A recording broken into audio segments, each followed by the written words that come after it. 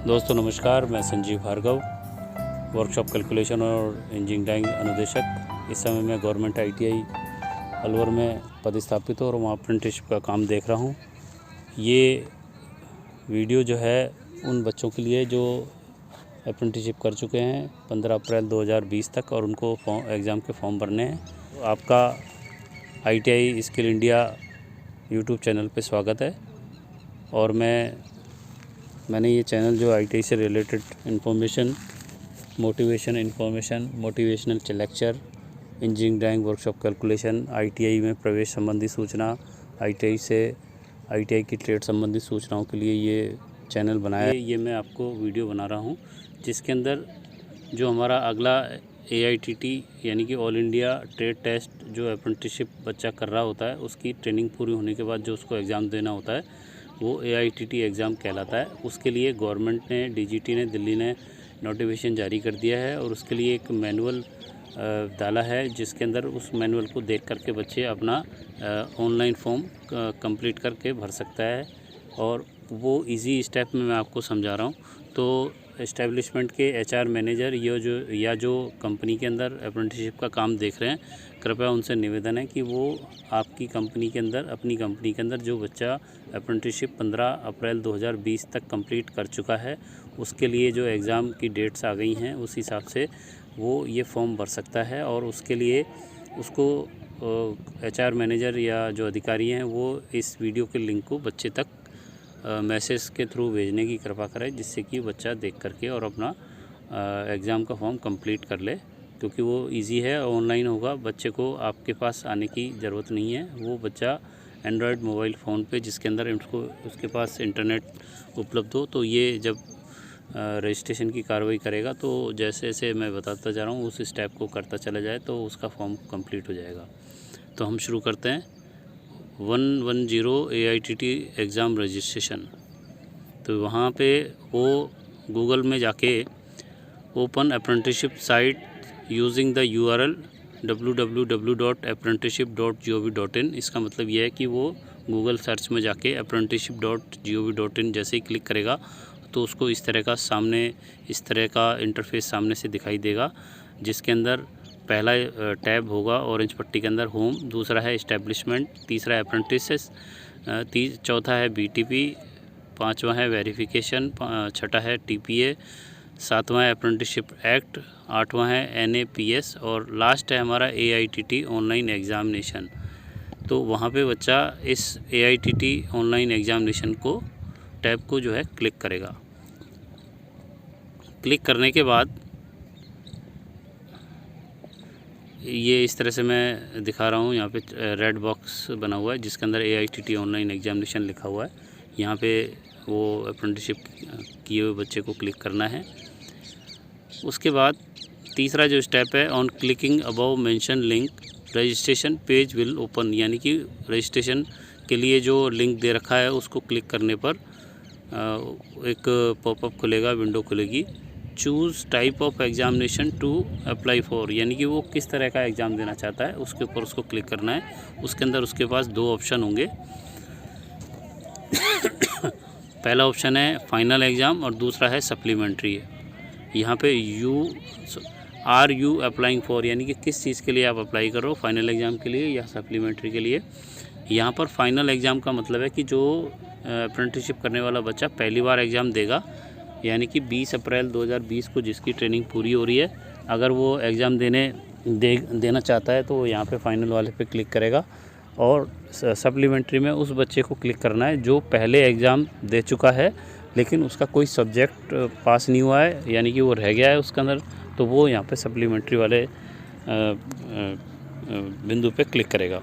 इसके बाद अगला जो स्टेप है वो है on clicking final oblique supplementary enter registration number and date of birth and click to get detail to apply for AITT exam as shown below, यानी कि यहाँ पे जैसे ही वो क्लिक करेगा तो वहाँ पे उसके पास दो डिटेल उसको डालनी है, जिसके अंदर उसका पहला है अप्रेंटिसशिप रजिस्ट्रेशन नंबर जो उसका A नंबर से स्टार्ट होता है और दूसरा है डेट ऑफ बर्थ।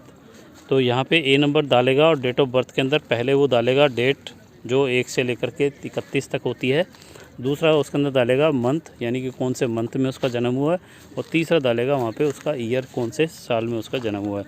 और ये सब भरने के बाद उसको यहाँ पर गेट डिटेल के ऊपर उसको क्लिक करना है। गेट डिटेल के ऊपर क्लिक करने के बाद उसको अगला जो पॉपअप खुलेगा window, on clicking get details apprenticeship examination related detail are display, यानी कि जैसे ही वो क्लिक करेगा तो वो वहाँ पे उसकी सारी डिटेल डिस्प्ले होगी, जिसके अंदर उसका रजिस्ट्रेशन नंबर जो ए से स्टार्ट हो रहा है, उसकी डेट ऑफ बर्थ, उसका नाम, उसके पिताजी का नाम, उसके मोबाइल नंबर, उसका आधार नंबर, उसकी मेल आईडी, उसका जेंडर, ये सारी चीज़ें उसकी वहाँ पे दिखाई देंगी।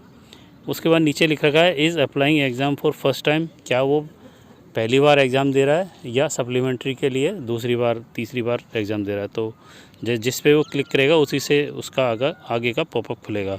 और यहाँ पे उसके अंदर पीली पट्टी के अंदर दो चीज़ें दे रखी हैं कैंडिडेट टाइप के अंदर, पहला है ITI पास आउट और दूसरा है उसके अंदर नॉन ITI पास आउट। तो यहाँ पे ये मैं आपको बताना चाहूँ, दो तरह से होती है, जिसके अंदर एक बच्चा होता है जो ITI करके अप्रेंटिसशिप करता है, और एक जो स्टूडेंट होता है जो नॉन ITI होता है वो भी अप्रेंटिसशिप करता है। तो वहाँ पे वो जिस तरह की अप्रेंटिसशिप कर रहा है उसी के ऊपर वो क्लिक करेगा। जैसे ही वो क्लिक करेगा तो आगे उसका एक पॉपअप विंडो खुलेगी जिसमें एग्ज़ामिनेशन डिटेल लिखा आएगा, candidate type ITI pass out या नॉन ITI पास आउट। तो बच्चा जो भी ITI पास आउट है तो ITI पास आउट पे क्लिक करेगा, और नॉन ITI पास आउट है तो वो नॉन ITI पास आउट पे क्लिक करेगा। अगर बच्चा ITI पास आउट है तो जैसे ही वो क्लिक करेगा तो वहाँ अगली एक विंडो खुलेगी, उसके अंदर उसके सब्जेक्ट लिखे मिलेंगे। उसके सब्जेक्ट अगर वो नॉन ITI है, इसके अंदर एक नोटिफिकेशन नीचे नोट डाल रखा है, examination detail popup will show candidate type and subject for which 110 AITT form can be submitted. Examination detail popup will be shown a highlighted message if above details are not correct, यानी कि उसकी जो ऊपर detail दी गई थी, नाम, पिता का नाम, date of birth, mother name, उसकी टाइप और उसके जेंडर, अगर उसमें कोई करेक्शन है तो उसको वो यस नहीं करना है। वहाँ पे उस कंडीशन में उसको अपनी कंपनी के HR मैनेजर या जो अप्रेंटिसशिप का काम देख रहे हैं उन अधिकारी से बात करके उसको ठीक कराना चाहिए, या वो AAA में भी बात कर सकता है। यहाँ AAA का मतलब है कि वह कंपनी जिस डिस्ट्रिक्ट के अंदर है उस डिस्ट्रिक्ट की गवर्नमेंट ITI के प्रिंसिपल से भी वो कॉन्टैक्ट कर सकता है।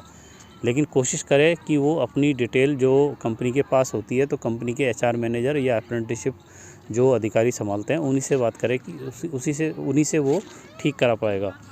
तो उसके बाद सातवां स्टेप है, after choosing the examination detail popup complete 110 exam form along with subject will B display, यानी कि जैसे ही वो उसके अंदर ITI पास या नॉन ITI पास क्लिक करेगा तो वहाँ पे 3 सब्जेक्ट उसको सामने दिखाई देंगे, और उसके सामने उसको चेक बॉक्स भी दिखाई देगा। अगर वो पहली बार एग्ज़ाम दे रहा है, फाइनल एग्ज़ाम दे रहा है, तो उस कंडीशन में उसके अंदर उसके चेक बॉक्स पे क्लिक ऑलरेडी बाय डिफ़ॉल्ट लगे मिलेंगे। और अगर वो सप्लीमेंट्री है तो उसके पास ऑप्शन होगा कि उसको जिस सब्जेक्ट के अंदर एग्ज़ाम देना है वो उसको वहाँ पे चेक बॉक्स में क्लिक करना है, और यहाँ पे सामने उसकी फ़ोटो भी होगी और उसके सिग्नेचर भी होंगे। इस चीज़ को भी वो देख ले कि क्या उसकी फ़ोटो और उसके सिग्नेचर सही हैं, अगर सही हो तो ही आगे बढ़े, अन्यथा उसको वो अपने कंपनी के HR मैनेजर से बात करे।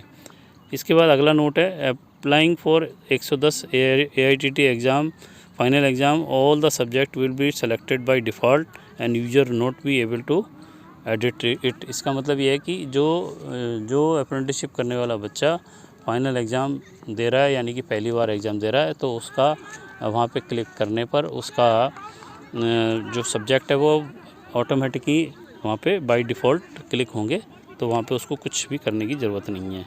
इसके बाद आगे ये pass out non ITI pass out ये सप्लीमेंट्री के लिए है, जहाँ पे उसको सब्जेक्ट चुनने की परमिशन मिलेगी।